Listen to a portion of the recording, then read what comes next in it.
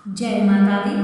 नमस्कार दोस्तों, स्वागत है आप सभी का हमारे YouTube चैनल लक्ष्मी शर्मा की कहानियां पर।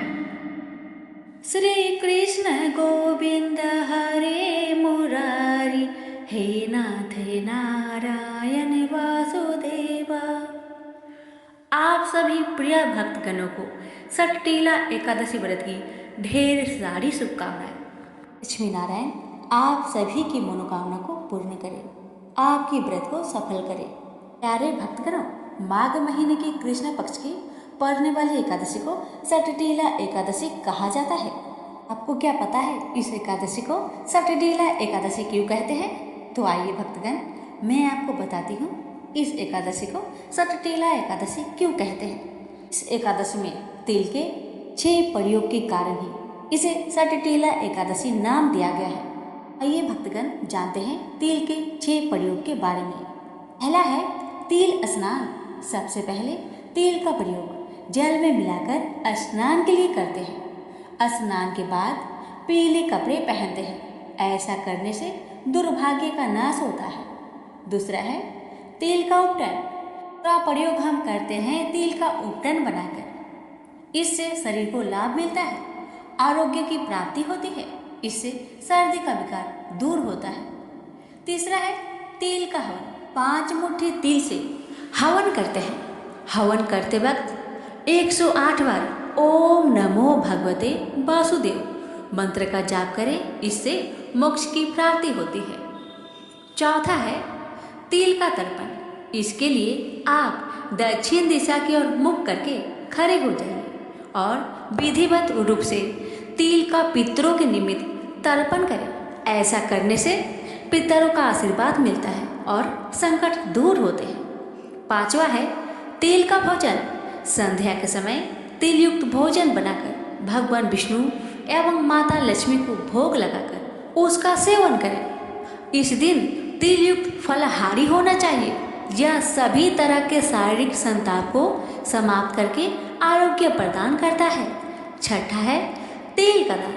महाभारत में उल्लेख मिलता है कि जो भी व्रती माघ माह में ऋषि मुनि या गरीबों को तिल का दान करता है वह नरक के दर्शन नहीं करता। माघ माह में जितने तिलों का दान करेंगे उतने 1000 वर्षों तक स्वर्ग में रहने का अवसर प्राप्त होता है। प्यारे भक्तगणों, साल 2024 में इस बार 6 फरवरी को सटटीला एकादशी है और इस दिन एकादशी के दिन ब्रह्म मुहूर्त में स्नान करके पूजा पाठ करने की परंपरा है। उस दिन ब्रह्म मुहूर्त सुबह 5:30 से लेकर सुबह 6:21 तक है। इस दिन अभिजीत मुहूर्त का समय दोपहर 12:30 से लेकर दोपहर 1:15 तक है। पूजा का शुभ समय सुबह 10:02 से लेकर दोपहर 2:18 तक है। यह समय पूजा करने के लिए बेहद शुभ है। प्यारे भक्तगणों, आपको मैं बता दूं कि सटटीला एकादशी पर शुभ योग बन रहे हैं। सटटीला एकादशी के व्याघात योग भी बन रहा है, जो सुबह 8:50 से लेकर अगले दिन सुबह 6:09 तक है। उस दिन ज्येष्ठ नक्षत्र सुबह 7:35 तक है। उसके बाद मूल नक्षत्र आरंभ हो जाएगा। इसलिए इस दौरान अगर आप कोई भी काम कर रहे हैं तो उसमें आपको 1000 गौ दान करने का शुभ फल प्राप्त होगा। साथ ही आपके जीवन में चल रही सभी परेशानियां दूर हो सकती है।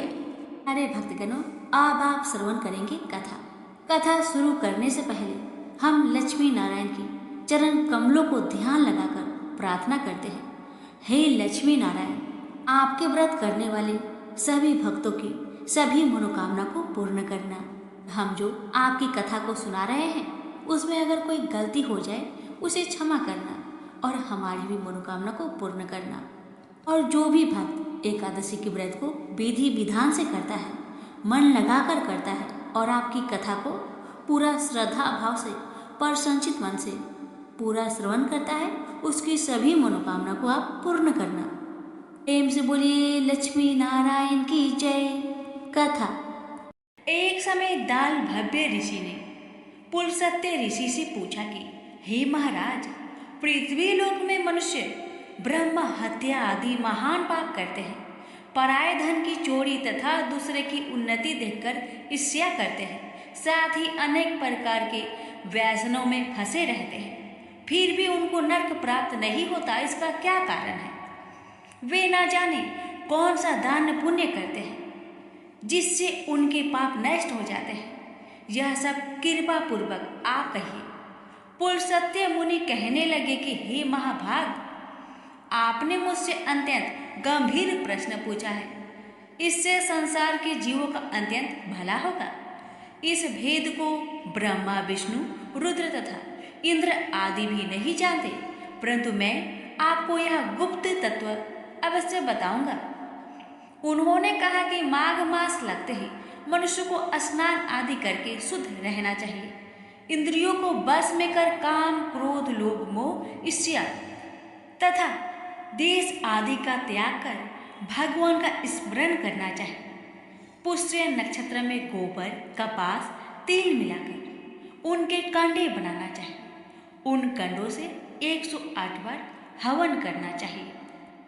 उस दिन मूल नक्षत्र हो और एकादशी तिथि हो तो अच्छे पुण्य देने वाले नियमों को ग्रहण करें।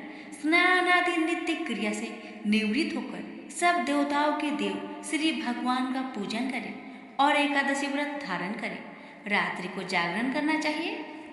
उसके दूसरे दिन धूप, दीप, नैवेद्य आदि से भगवान का पूजन करके खिचड़ी का भोग लगाए।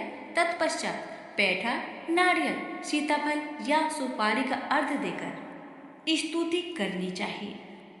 हे भगवान, आप दीनों को शरण देने वाले हैं। इस संसार सागर में फंसे हुओं का उद्धार करने वाले हैं। हे पुंडरीकाक्ष, हे विश्वभावन, हे सुब्रह्मण्य, हे पूर्वज, हे जगतपति, आप लक्ष्मी जी सहित इस तुच्छ अर्घ्य को ग्रहण करें। इसके पश्चात जल से भरा कुंड घड़ा ब्राह्मण को दान करें तथा ब्राह्मण को श्यामा गौ और तिल पात्र देनी भी उत्तम है। तिल स्नान और भोजन दोनों ही श्रेष्ठ है। इस प्रकार जो मनुष्य जितने तिलों का दान करता है उतने ही 1000 वर्ष स्वर्ग में वास करता है। पहला तिल स्नान, दूसरा तिल का उपटन, तीसरा तिल का हवन, चौथा तिल का तर्पण, पांचवा तिल का भोजन और छठा तिलों का दान। ये तिल की 6 प्रकार हैं। इनके प्रयोग के कारण यह सटटीला एकादशी कहलाती है। इस व्रत के करने से अनेक प्रकार के पाप नष्ट हो जाते हैं। इतना कहकर पुलस्त्य ऋषि कहने लगे कि अब मैं तुझसे इस एकादशी की कथा कहता हूँ। एक समय नारद जी ने भगवान श्री विष्णु से यही प्रश्न किया था और भगवान ने जो सटटीला एकादशी का महात्म्य नारद जी से कहा सो मैं तुमसे कहता हूँ। भगवान ने नारद जी से कहा कि हे नारद, मैं तुमसे सत्य घटना कहूँगा, ध्यान पूर्वक सुनो। प्राचीन काल में मृत्यु लोक में एक ब्राह्मणी रहती थी। वह सदैव व्रत किया करती थी। एक समय वह 1 मास तक व्रत करती रही। इससे उसका शरीर अत्यंत दुर्बल हो गया। यद्यपि वह अत्यंत बुद्धिमान थी, तथापि उसने कभी देवताओं या ब्राह्मणों के निमित्त अन्य धन का दान नहीं किया था। इससे मैंने सोचा कि ब्राह्मणी ने व्रत आदि से अपना शरीर शुद्ध कर लिया है, अब इसे विष्णु लोक तो मिल ही जाएगा, परंतु इसने कभी अन्न का दान नहीं किया। इससे इसकी तृप्ति होना कठिन है। भगवान ने आगे कहा, ऐसा सोचकर मैं भिखारी के भेष में मृत्यु लोक में उस ब्राह्मणी के पास गया और उससे भिक्षा मांगी। वह ब्राह्मणी बोली, महाराज किस लिए आए हो? मैंने कहा, मुझे भिक्षा चाहिए। इस पर उसने एक मिट्टी का ढेला मेरे भिक्षा पात्र में डाल दिया। मैं उसे लेकर स्वर्ग में लौट आया। कुछ समय बाद ब्राह्मणी भी शरीर त्याग कर स्वर्ग में आ गई। उस ब्राह्मणी को मिट्टी का दान करने से स्वर्ग में सुंदर महल मिला, परंतु उसने अपने घर को अन्न आदि सब सामग्रियों से शून्य पाया। वह घबराकर मेरे पास आई और कहने लगी, कि भगवान, मैंने अनेक व्रत आदि से आपकी पूजा की, परंतु फिर भी मेरा घर अन्न आदि सब वस्तुओं से शून्य है। इसका क्या कारण है? इस पर मैंने कहा, पहले तुम अपने घर जाओ, देव स्त्री आएगी तुम्हें देखने के लिए। पहले उसने सट्टीला एकादशी का पुण्य और विधि सुन लो, तब द्वार खोलना। मेरे ऐसे वचन सुनकर वह अपने घर गई। जब देव स्त्री आई और द्वार खोलने को कहा तो ब्राह्मणी बोली, आप मुझे देखने आई हैं तो सट्टीला एकादशी का महात्म्य मुझसे कहा। उनमें से एक देव स्त्री कहने लगी कि मैं कहती हूँ। जब ब्राह्मणी ने सट्टीला एकादशी का महात्म्य सुना तब द्वार खोल दिया। देवांगनाओं ने उसको देखा कि न तो वह गंधर्वी है और न आसुरी है, वरन पहले जैसी मनुष्य है। उस ब्राह्मणी ने उनके कथा अनुसार सट्टीला एकादशी का व्रत किया। इसके प्रभाव से वह सुंदर और रूपवती हो गई तथा उसका घर अनादि समस्त सामग्रियों से युक्त हो गया। अतः मनुष्य को मूर्खता त्याग कर सट्टीला एकादशी का व्रत और लोभ न करके तिल आदि का दान करना चाहिए। इससे दुर्भाग्य, दरिद्रता तथा अनेक प्रकार के कष्ट दूर होकर मोक्ष की प्राप्ति होती। एक बार एक राज्य में एक राजा रहा करता था। राजा बहुत ही बुद्धिमान और बलशाली था। राजा सदैव अपनी प्रजा का बहुत अच्छे से ध्यान रखता था। प्रजा भी अपने राजा को बहुत पसंद करते थे। राजा की 2 बेटियां थी। राजा अपनी दोनों बेटियों से बहुत प्रेम करता था। राजा की छोटी बेटी देखने में बहुत सुंदर और आकर्षक थी और राजा की बड़ी बेटी छोटी बेटी के मुकाबले थोड़ा कम सुंदर थी। राजा की छोटी बेटी 11 माता का पूजा किया करती थी और सभी लोग राजा की छोटी बेटी से बहुत प्रेम करते थे और बहुत प्रशंसा किया करते थे। राजा भी अपनी छोटी बेटी को बड़ी बेटी से अधिक प्रेम करता था, जिस कारण राजा की बड़ी बेटी को अपनी छोटी बहन से बहुत नफरत होने लगा। राजा की दोनों बेटियां जब बड़ी हो गई तब एक पड़ोस राज्य में रहने वाला राजकुमार राजा की बड़ी बेटी के लिए रिश्ता लेकर आया। लेकिन जैसे ही उस राजकुमार की नजर राजा की छोटी बेटी पर पड़ी तो वह राजकुमार राजा की छोटी बेटी पर आकर्षक हो गया और उसे पहली नजर में ही उससे प्रेम हो गया।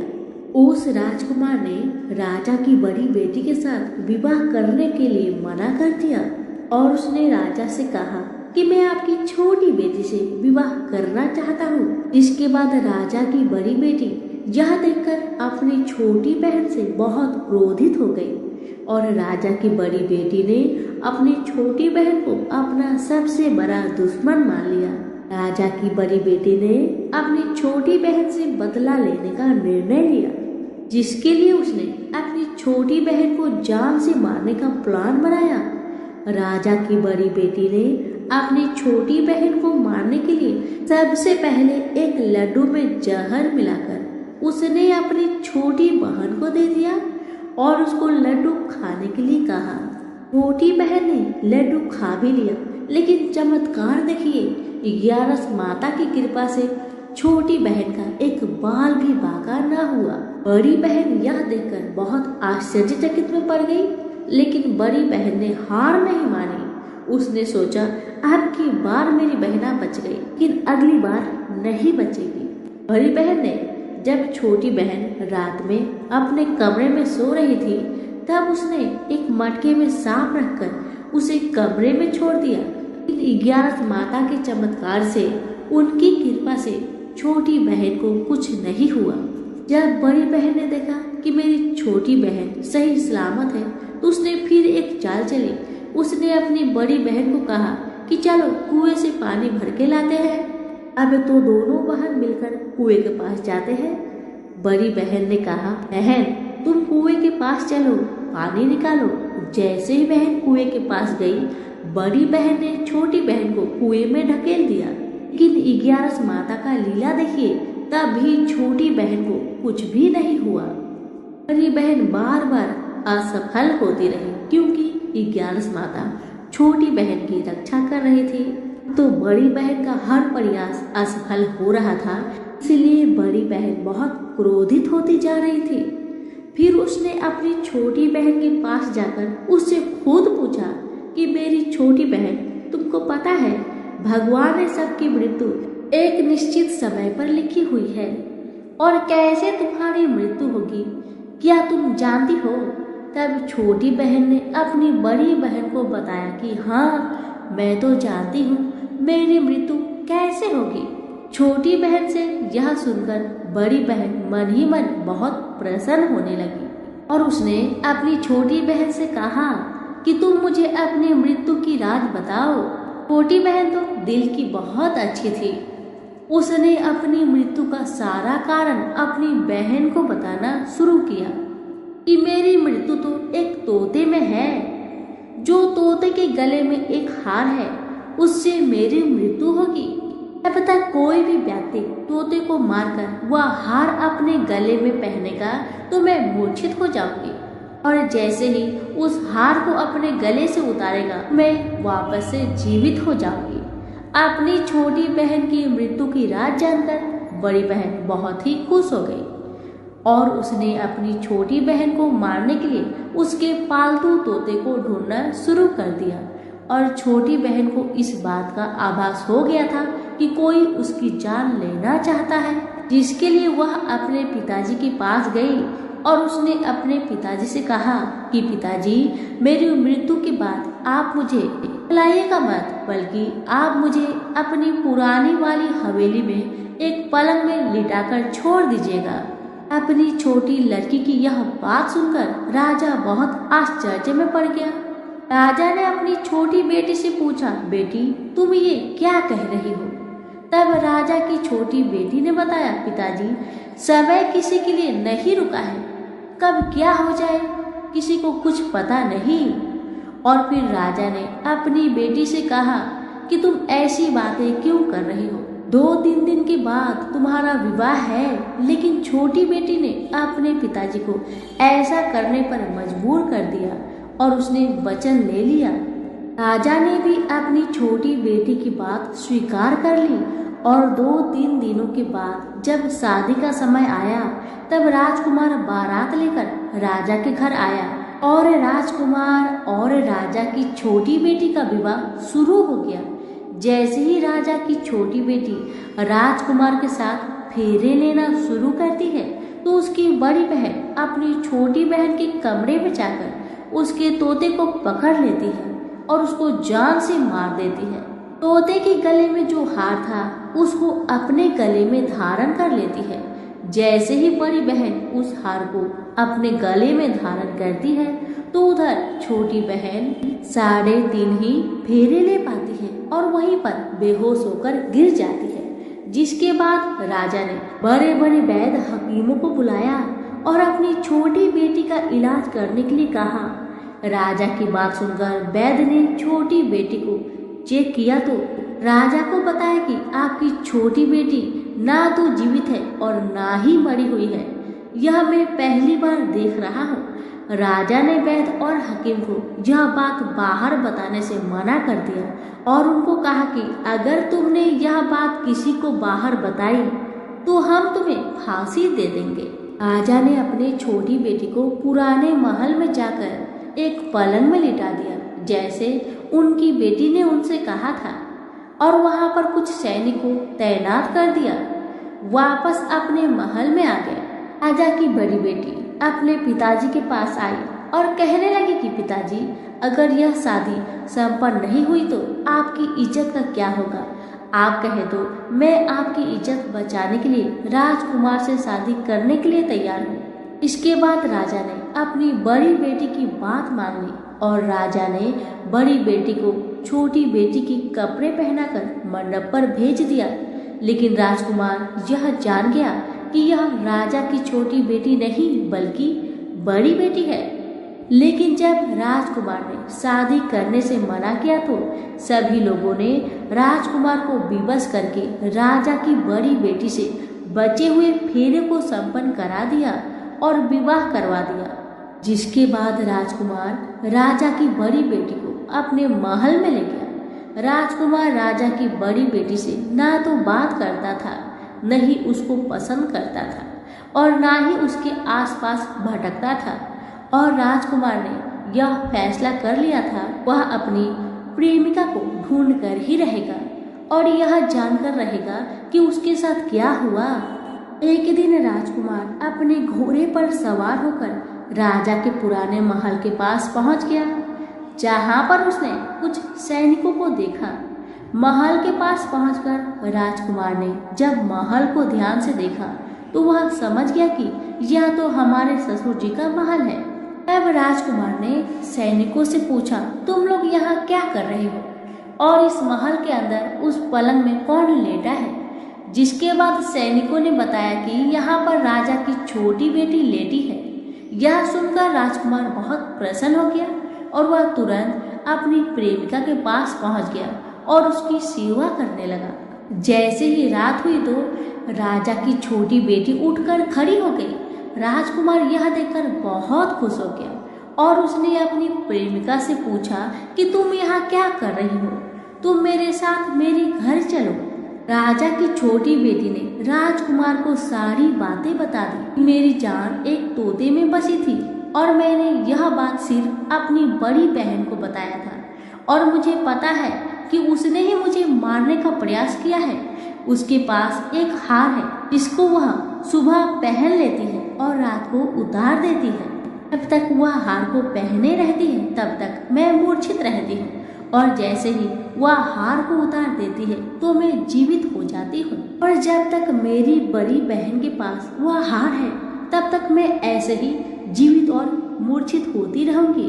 और मेरी बड़ी बहन के पास जो हार है वह मेरे हाथ में लग जाए तो मैं हमेशा के लिए जीवित हो जाऊंगी। राजकुमार यह बात सुनकर राजा की छोटी बेटी के पास रहने का निर्णय ले लिया और उसने अपने बचे हुए सारे फेरे उस पलंग में लेटी राजा की छोटी बेटी के साथ ले लिया और अपना विवाह पूर्ण कर लिया और वहीं पर ही रहने लगा।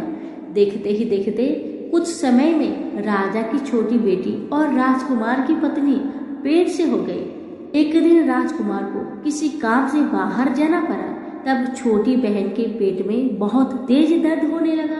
इसके बाद उसने 11 माता का आह्वान किया, जिसके बाद वहां पर 11 माता प्रकट हुई और उन्होंने अपने भक्तों के दर्द को दूर किया और एक पुत्र की प्राप्ति करवाई। और वहीं पर अचानक से राजकुमार भी आ गया। राजकुमार ने 11 माता को देखा तो वह आश्चर्यचकित हो गया और उसने तुरंत माता को प्रणाम किया। और 11 माता ने राजकुमार से कहा कि अब तुम्हारा बेटा 5 वर्ष का हो जाए तो तुम अपनी पत्नी का हार लाकर इसके गले में डाल देना। और देखते ही देखते राजकुमार और राजा की छोटी बेटी का पुत्र 5 वर्ष का हो जाता है। तो राजकुमार अपने बेटे से कहता है कि बेटा, मैं कुछ काम से बाहर जा रहा हूँ, तुम अपनी माता का ध्यान रखना। और वहाँ से चला जाता है। राजा को बाहर निकलता देख बड़ी बहन के सैनिक देख लेते हैं और बड़ी बहन को जाकर सारी बात बता देते हैं। जिसके बाद बड़ी बहन अपनी छोटी बहन के पुत्र को वहाँ से उठवा लेती है और उसको मरवा देती है। छोटी बेटी के पुत्र के 2 टुकड़े करवा देती है। पहला टुकड़ा चक्की के पास छुपा देती है और दूसरा टुकड़ा अपनी पलंग के नीचे रख देती है। अब 11 माता भिखारी का रूप लेकर आती है। एक भिखारी का रूप रखकर बड़ी बहन के पास चली जाती है, जिसके बाद वहां से भिक्षा मांगने लगती है। बड़ी बहन अपने नौकरों से कहती है कि जाकर भिक्षा दे दो, लेकिन जैसे ही नौकर 11 माता को भिक्षा देने के लिए आते हैं तो माता उन्हें मना कर देती है और कहती है कि मैं तुम्हारी महारानी से ही भिक्षा लूंगी। जिसके बाद बड़ी बहन स्वयं ही भिक्षा देने के लिए माता के पास आती है। तब माता एक बिल्ली का रूप लेकर उसके कमरे में चली जाती है और वहां पर छोटी बेटी के पुत्र के दोनों टुकड़े को वापस में जोड़ देती है और उसे जीवित कर देती है। उसे वहां से ले आती है और राजकुमार को सौंप देती है। राजकुमार अपने बेटे को लेकर अपनी पत्नी यानी कि बड़ी रानी के पास जाता है और कहता है कि तुम इसका ध्यान रखना। अगर तुम इस बच्चे का अच्छे से ध्यान रखोगी तो मैं तुमसे बात करूंगा।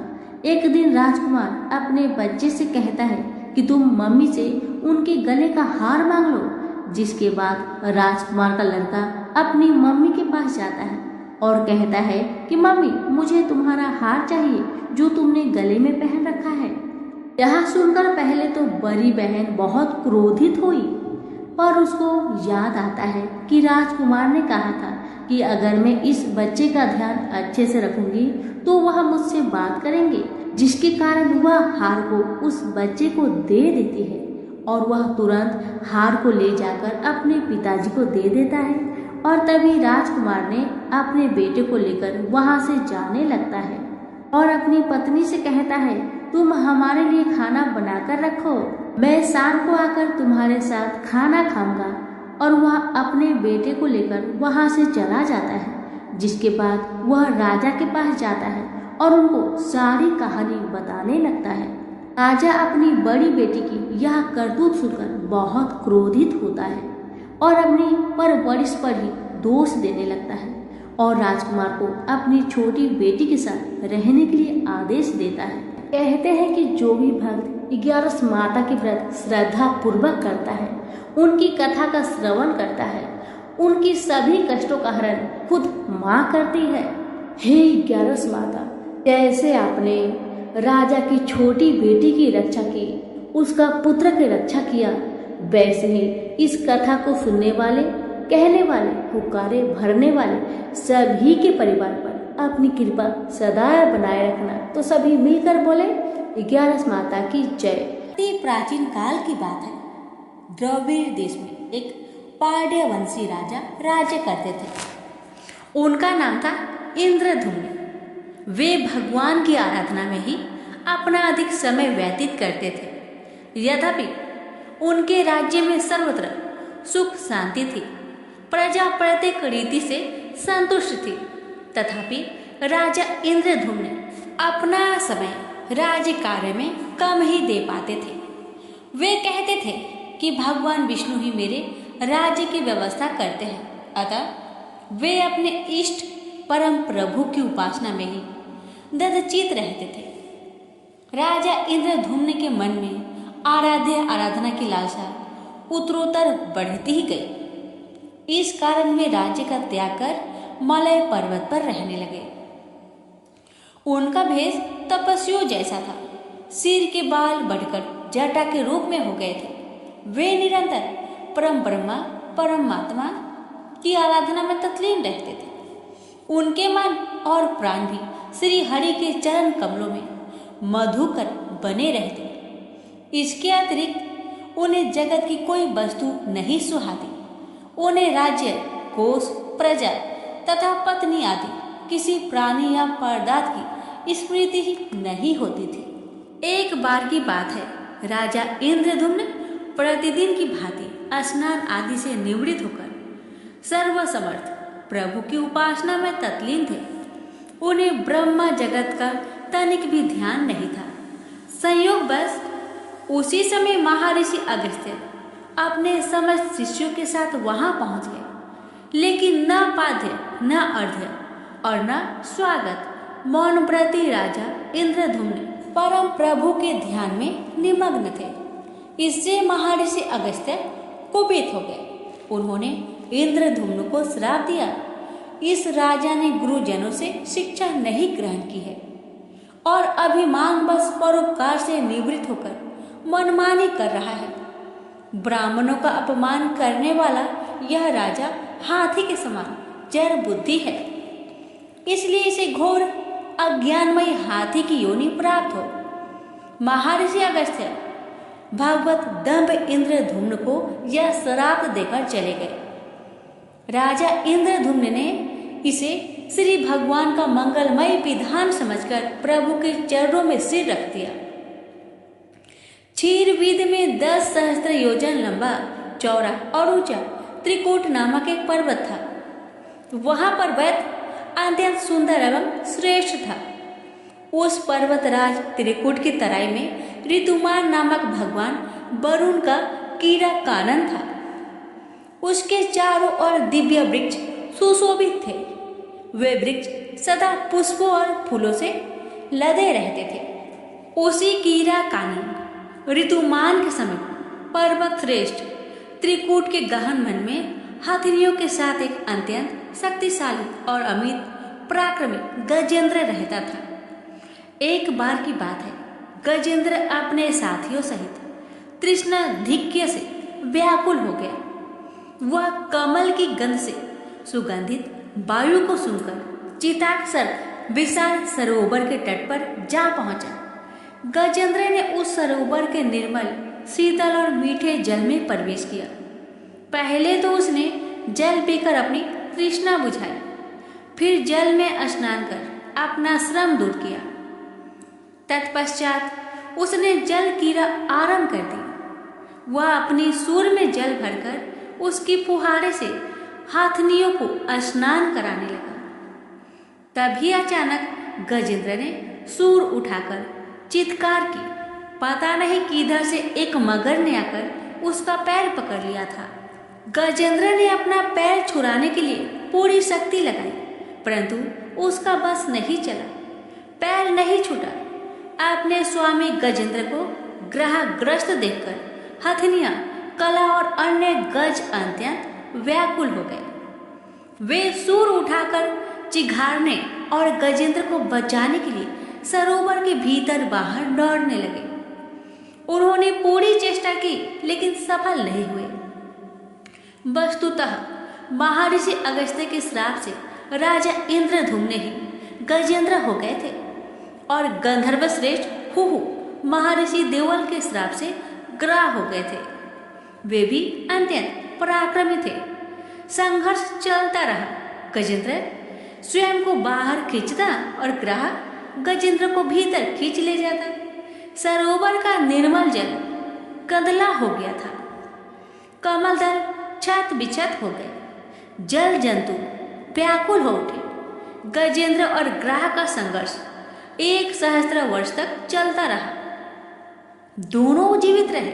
यह दृश्य देखकर देवगण चकित हो गए। अंततः गजेंद्र का शरीर शिथिल हो गया। उसके शरीर में शक्ति और मन में उत्साह नहीं रहा, परंतु जलचर होने के कारण ग्रह की शक्ति में कोई कमी नहीं आई। उसकी शक्ति बढ़ गई। वह नवीन उत्साह से अधिक शक्ति लगाकर गजेंद्र को खींचने लगा। असमर्थ गजेंद्र के प्राण संकट में पड़ गए। उसकी शक्ति और पराक्रम का अहंकार चूर चूर हो गया। वह पूर्णतया निराश हो गया, किंतु पूर्व जन्म के निरंतर भागवत आराधना के फलस्वरूप उसे भागवत स्मृति हुआ। उसने निश्चय किया कि मैं कराल काल के भय से चराचर प्राणियों के शरण सर्वसमर्थ प्रभु की शरण ग्रहण करता हूँ। इस निश्चय के साथ गजेंद्र मन को एकाग्र कर पूर्व जन्म में सीखे श्रेष्ठ स्रोत द्वारा परम प्रभु की स्तुति करने लगा। गजेंद्र की स्तुति सुनकर सर्वात्मा सर्वदेव रूप भगवान विष्णु प्रकट हो गए। गजेंद्र को पीड़ित देखकर भगवान विष्णु गरुड़ पर आरूढ़ होकर अत्यंत शीघ्रता से उक्त सरोवर के तट पर पहुंचे। जब जीवन से निराशा तथा पीड़ा से छटपटाते गजेंद्र ने हाथ में चक्र लिए गरुड़ारूढ़ भगवान विष्णु को तीव्रता से अपनी ओर आते देखा। उसने कमल का एक सुंदर पुष्प अपनी सूर में लेकर ऊपर उठाया और बड़े कष्ट से उसने कहा, नारायण जगत गुरु भगवान, आपको नमस्कार है।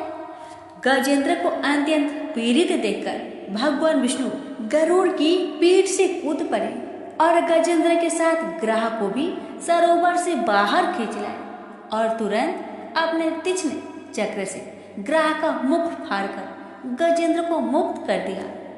ब्रह्मा आदि देवगण श्री हरि की प्रशंसा करते हुए उनके ऊपर स्वर्गीय सुमनों की वृष्टि करने लगे। सिद्ध और ऋषि महर्षि परम ब्रह्मा भगवान विष्णु का गुणगान करने लगे। ग्रह दिव्य शरीरधारी हो गया। उसने विष्णु के चरणों में सिर रखकर प्रणाम किया और भगवान विष्णु के गुणों की प्रशंसा करने लगा।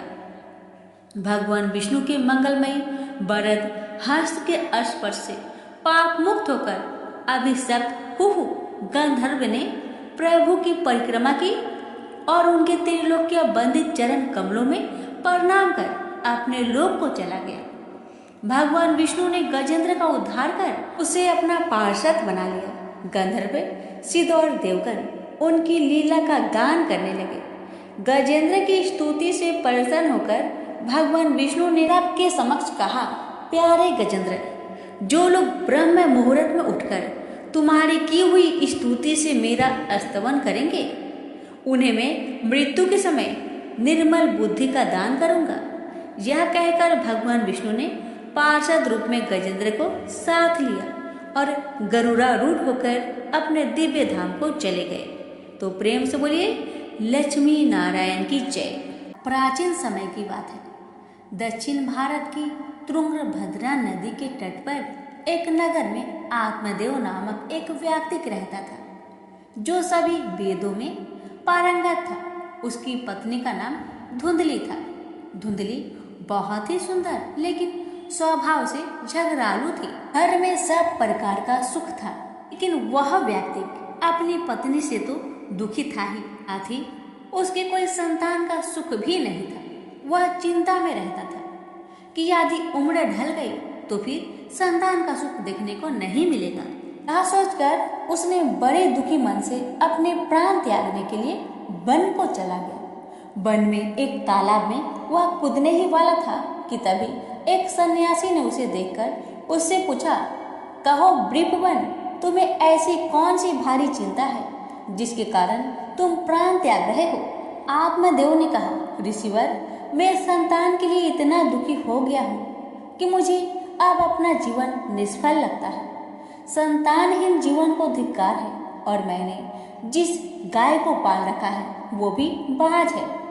यह तो ठीक है, मैं जो पेड़ लगाता हूँ उस पर भी फल फूल नहीं लगते। मैं घर में जो फल लाता हूँ वह भी बहुत जल्दी सड़ जाता है।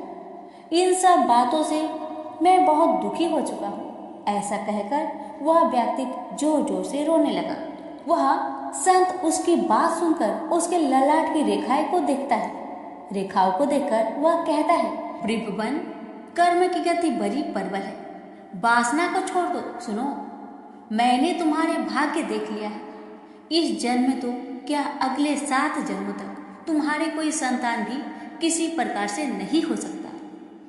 तब ब्राह्मण कहता है, फिर मुझे प्राण त्यागने दीजिए या आप किसी भी यत्न से मुझे पुत्र प्राप्त का मार्ग बताएं। जब वह संत देखता है कि यह व्यक्ति किसी भी प्रकार से समझाने पर भी प्राण त्यागने को आमदा है, तो वह अपनी झोली में से एक फल निकालकर कहता है कि अच्छा ठीक है, तुम यह फल लो और इसे अपनी पत्नी को खिला देना, उससे उसके एक पुत्र होगा।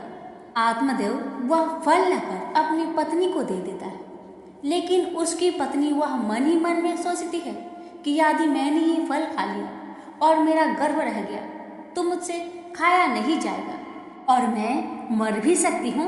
यह सोचकर वह तय करती है कि मैं ये फल नहीं खाऊंगी। इसलिए वह आत्मदेव से कई तरह के तर्क और कुतर्क करती है। आत्मदेव के कहने पर वह फल तो रख लेती है लेकिन खाती नहीं है। एक दिन उसकी बहन उसके घर आती है, जिसे वह सारा किस्सा सुनाती है। बहन उससे कहती है कि मेरे पेट में बच्चा है, प्रसव होने पर वह बालक मैं तुम्हें दे दूंगी, तब तक तुम गर्भवती के समान घर में रहो। मैं कह दूंगी मेरा बच्चा मर गया और तू ये फल गाय को खिला देना। आत्मदेव की पत्नी ने अपनी बहन की बात मान ली और वैसा ही किया। उस फल को गाय को खिला दिया। समय व्यतीत होने पर उसकी बहन का बच्चा लाकर धुंधली को दे दिया गया। पुत्र हुआ है, यह सुनकर आत्मदेव को बड़ा आनंद हुआ। धुंधली ने अपने बच्चे का नाम धुंधकारी रखा। इसके 3 माह व्यतीत होने के बाद एक दिन आत्मदेव सुबह गाय को चारा डालने गया। उसने देखा कि गाय के पास एक बच्चा है जो कि मनुष्य आकार में है, लेकिन बस उसके कान ही गाय के समान थे। उसे देखकर वह आश्चर्य में पड़ जाता है, हालांकि उसे बड़ा आनंद भी होता है। वह उस बच्चे को उठाकर घर में ले जाता है। उसका नाम वह गोकर्ण रखता है। अब उसके 2 बालक हो जाते हैं। एक धुंधकारी और दूसरा गोकर्ण। गोकर्ण बड़ा होकर विद्वान, पंडित और ज्ञानी निकला, जबकि धुंधकारी दुर्नसेरी और क्रोधी, चोर, व्यभिचारी, अस्त्र शस्त्र धारण करने वाला, माता पिता को सताने वाला निकला। वह माता पिता की सारी संपत्ति नष्ट कर देता था। एक दिन वह पिता को मार मार कर घर से बाहर निकाल दिया। पिता रोने लगा और कहता है कि मेरी पत्नी का बाँझ रहना ही अच्छा था। तभी वहाँ गोकर्ण आ जाता है। वह पिताजी को वैराग्य का उपदेश देता है और कहता है, आप सभी को छोड़कर प्रभु के शरण में वन में चले जाएं और भगवत भजन करें। भगवत भजन ही सबसे बड़ा धर्म है। गौ से उत्पन्न पुत्र गोकर्ण की बात मानकर आत्मदेव वन में चले जाते हैं। बाद में उसकी पत्नी धुंधली को धुंधकारी सताने लगता है तो वह कुएं में कूदकर आत्महत्या कर लेती है। अब धुंधकारी 5 वेश्याओं के साथ रहने लगा। वेश्याएं उसे अपने तरीके से संचालित करती थी। धुंधकारी उन वेश्याओं के लिए ही धन जुटाने में लगता है। वह उनके लिए डाका डालता और चोरी करता है। बाद में वे वेश्याएं सोचने लगती है कि यदि एक दिन यह पकड़ा गया तो राजा इसके साथ हमें भी दंड देगा। यह सोचकर वह वेश्याएं सोते हुए धुंधकारी को रस्सियों से उसका गला दबाने का प्रयास करती है। जब वह गला दबाने में भी नहीं मरता है तो वे सभी मिलकर उसे दहकते अंगारों में डाल देती है। वहाँ वह तड़प तड़प कर मर जाता है। बाद में उसे गड्ढा खोदकर गाड़ दिया जाता है। मरने के बाद धुंधकारी भयंकर दुख देने, झेलने और अपने कुकर्मों के कारण एक प्रेत बन जाता है। प्रेत बनने के बाद भूख और प्यास से वह व्याकुल हो जाता है। रह रहकर चिल्लाता भी रहता है, क्योंकि उसे अंगारों से जलाया गया था। इसलिए उसकी अनुभूति उसे अभी भी सताती रहती है। उसे लगता है कि अभी भी मेरा शरीर जल रहा है। एक दिन उसका भाई गोकर्ण उसके गांव में कथा करते हुए आते हैं। गोकर्ण सबसे नजर बचाते हुए अपने पुस्तकनी मकान में सोने को चले जाते हैं। अपने ही घर में अपने भाई को सोया हुआ देखकर धुंधकारी खुश हो जाता है और आवाज लगाता है। गोकर्ण यह आवाज सुनकर पूछता है कि तुम कौन हो? धुंधकारी कहता है, मैं तुम्हारा भाई हूँ। मेरे कुकर्म की गिनती नहीं की जा सकती। इसी से मैं प्रेत योनि में पड़ा हूँ। ये दुर्दशा भोग रहा हूँ। भाई, तुम दया करके मुझे इस योनि से छुड़ाओ। गोकर्ण कहता है कि मुझे बड़ा आश्चर्य हो रहा है। मैंने तुम्हारे लिए विधि पूर्वक गया जी में श्राद्ध किया, फिर भी तुम प्रेत योनि से मुक्त कैसे नहीं हुए? मैं कुछ और उपाय करता हूँ। कई उपाय करने के बाद भी जब कुछ नहीं होता है तो अंत में वह सूर्यदेव से पूछते हैं तो सूर्यदेव कहते हैं केवल श्रीमद् भागवत कथा सुनने से ही मुक्ति हो सकती है, इसलिए तुम सप्ताह पारायण करो। तब गोकर्ण ने व्यास गद्दी पर बैठकर कथा कहने लगे। देश गांव से बहुत लोग कथा सुनने आने लगे। इतनी भीड़ हो गई कि सब आश्चर्य करने लगे। तब वह प्रेत भी वहां आ पहुंचा। वह इधर उधर स्थान ढूंढने लगा। इतने में उसकी दृष्टि एक सीधे रखे हुए 7 गांठ वाली बांस पर पड़ी। वह वायु रूप से उसमें जाकर बैठ गया। तो शाम को कथा को विश्राम दिया गया तो एक बड़ी विचित्र बात हुई। सबके देखते देखते उस बांस की एक गांठ तर तर तर तर करती फट गई। इसी प्रकार 7 दिनों में 7 गांठें फट गई और 12 स्कंद सुनने से पवित्र होकर धुंधकारी एक दिव्य रूप धारण करके सामने खड़ा हो गया। उसने भाई को प्रणाम किया। तभी बैकुंठवासी पार्षदों के सहित एक विमान उतरा। सबके देखते ही देखते धुंधकारी विमान पर चढ़ गया। उन पार्षदों को देखकर उसने गोकर्ण से कहा, भगवान के प्रिय पार्षदों, यहाँ हमारे अनेक शुद्ध हृदय श्रोतागण हैं। उन सब के लिए एक साथ बहुत से विमान क्यों नहीं लाए? यहाँ सभी ने समान रूप से कथा सुनी है, फिर फल में इस प्रकार का भेद क्यों है? भगवान के पार्षदों ने कहा, इस फल भेद का कारण इसमें श्रवण का भेद है। श्रवण सबने समान रूप से ही किया, किंतु इसके जैसा मनन नहीं किया। इस प्रेत ने 7 दिन तक सुने हुए विषय का स्थिरचित से खूब मनन भी करता रहा। यह कहकर वे सब पार्षद बैकुंठ को चले गए। श्रावण माह में गोकर्ण ने फिर से उसी प्रकार सप्ताह क्रम से कथा कही। वहां भक्तों से भरे हुए विमानों के साथ भगवान प्रकट हो गए। उस गांव में कुत्ते और चंडाल प्रश्न जितने भी जीव थे सभी दिव्य देह धारण करके विमान पर चढ़ गए। भगवान उन सभी को योनि दुर्लभ गोलोक धाम में ले गए। प्रेम से बोलिए लक्ष्मी नारायण की जय, श्री कृष्ण भगवान की जय, राधा रानी की जय। एक बार श्री हरि नारायण दिव्य लक्ष्मी से बोले, लोगों में कितनी भक्ति बढ़ गई, सब नारायण नारायण कहते हैं। भगवान की बात सुनकर लक्ष्मी जी बोली, आपको पाने के लिए नहीं, मुझे पाने के लिए भक्ति बढ़ गई। इस पर श्री हरि बोले, लोग लक्ष्मी लक्ष्मी ऐसा जाप नहीं करते हैं। ये सब संसार की बात देवी लक्ष्मी बोली, अगर आपको विश्वास न हो तो परीक्षा हो जाए। जिसके बाद भगवान विष्णु एक गांव के ब्राह्मण का धारण करके और एक घर का दरवाजा खटखटाया। अरे के द्वार खोलकर चाचा आप कौन है? तुम पूरा बोले, हम तुम्हारे घर में परमात्मा का कथा करना चाहते हैं। जिस पर बोला ठीक है महाराज, जब कथा कहेगी बेघर रहे। बाद में गाय कुछ लोग इकट्ठा हो गए और सारी तैयारी कर दी। पहले दिन कुछ लोग आए, अब प्रभु से कथा कह रहे थे तो शांत बज। दूसरे और तीसरे दिन और भी लोग विष्णु जी खुश हुए कि कितनी भक्ति थी लोगों के भीतर। उधर लक्ष्मी जी ने सोचा अब देखा जाएगी क्या चल रहा है। तब देवी बूढ़ी माता का रूप लिया और उस नगर में पहुंची जहां एक महिला ताला बंद करके कथा जा रही थी कि देवी उसके द्वार पर पहुंची और बोली, बेटी जरा पानी पिला ला। देवी की बात सुनकर महिला बोली, माता जी सारा दिन मुझे परवचन में जा।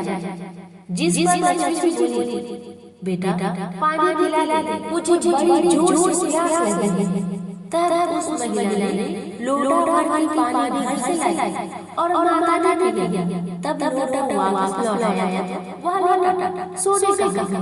यह देखकर महिला सोच में पड़ गई कि मैंने लोटा तो दिया था पितल का, ये सोने का था, ये जरूर चमत्कारी देता है।